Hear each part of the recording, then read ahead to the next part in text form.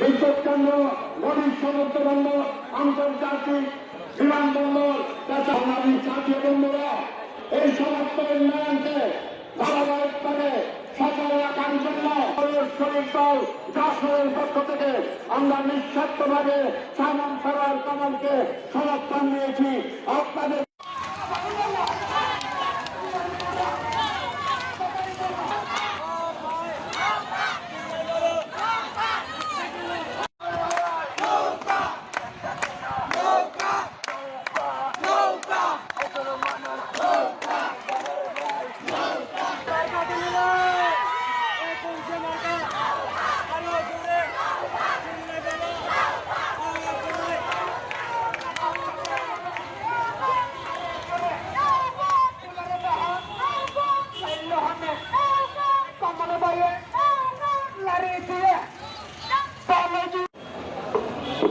এই সমাবেশ